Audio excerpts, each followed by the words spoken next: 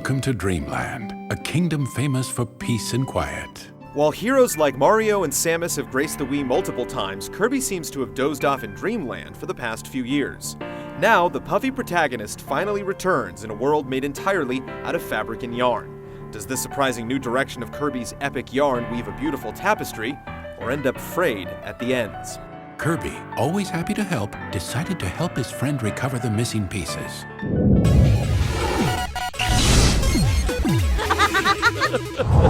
One day, Kirby saw his favorite food, a bright red tomato. Kirby doesn't start this journey all strung out in his new form. It's all the doing of an evil wizard named Yin Yarn. After a chance encounter with the hungry hero, the sorcerer uses a magic sock to banish Kirby to a place called Patchland.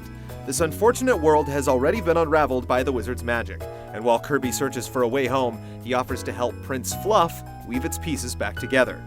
Epic Yarn's storybook plot is clearly for the kids. The narration evokes a father telling a bedtime story, altering his voice to read each character's lines. Ew, gross, stop it! The random whimsy of sock portals helps prop up the plot, and fuzzy logic justifies Kirby's transformations and his inability to vacuum up enemies as before. Kirby tried to swallow the monster up, but the air went right through his body. It's a simple tale, but one that's charming and tightly knit.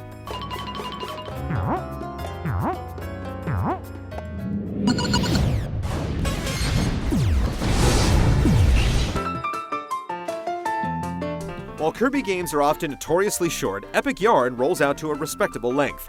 There are 7 different lands containing over 40 levels, and there's extra incentive to hunt down collectible treasures. Whenever you complete a stage, you'll earn a patch that triggers an event on the map, altering the terrain and granting you access to the next level. After a few levels, you'll confront a boss, take back a piece of magic yarn, and if you score highly enough, snag a bonus patch that grants access to extra stages. Since Kirby is away from home, he's put up in a local apartment building which you can decorate with wallpaper, furnishings, and toys found in chests or bought at a nearby shop. The building manager also asks you to decorate vacant rooms to attract new customers, using silhouettes to hint at the required swag. As new tenants come in, they'll take you back to the conquered levels for mini-games involving hide-and-seek, bead collecting, and busting baddies. The extras aren't quite as fun as the main game, however. There's little value to personalizing your apartment, and you'll see the same mini-games so frequently that they can get a little worn out. There are no competitive aspects to Kirby's Epic Yarn, but the whole game can be played cooperatively with a friend taking the role of Prince Fluff. Players need to stay together on the same screen, but if one player lags behind, a friendly angel will sweep them back to their partner. The game never requires cooperation to reach new areas, but players can literally carry their friend through sticky areas or toss one another to out-of-the-way treasure troves.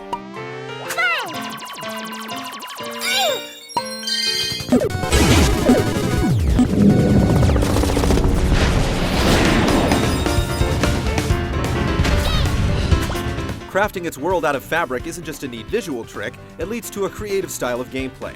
Kirby can duck into hidden passages between layers of material, wind up pulleys to raise ledges, and grab buttons to swing over gaps.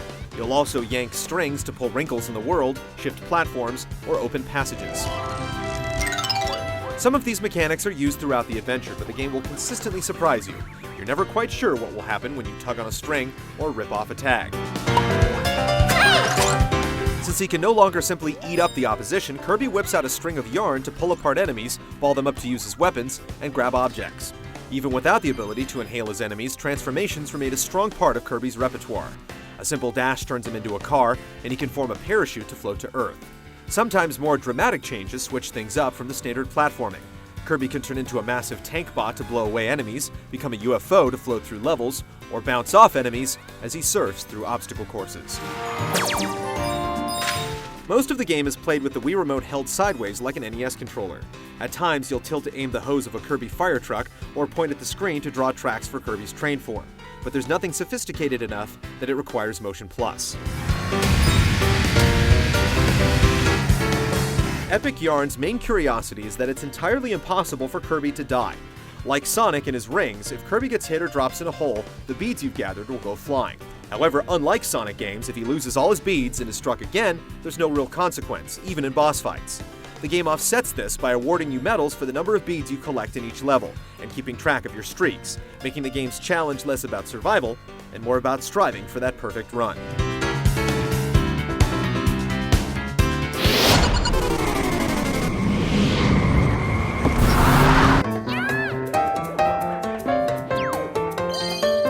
The look of Kirby's epic yarn goes beyond a creative concept with an amazing execution that makes you wonder if these levels might have actually been crafted by hand. The attention to detail is outstanding. Cotton stands in for snowballs, chewed vines show tattered shreds, and volcanic activity results in burnt backdrops.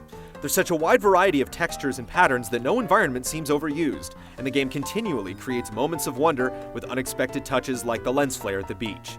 The jazzy piano-driven soundtrack is also high quality with new tunes and Kirby classics, but there are a few songs that are a bit too sleepy and serene.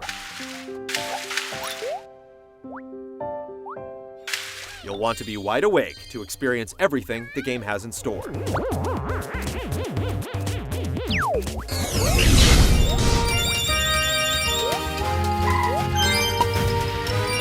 It's rare for a visual direction to have such a profound impact on gameplay, but the two are seamlessly interwoven in Kirby's epic yarn. It's certainly not one of the more challenging platformers out there, but it's a breathtaking experience nonetheless.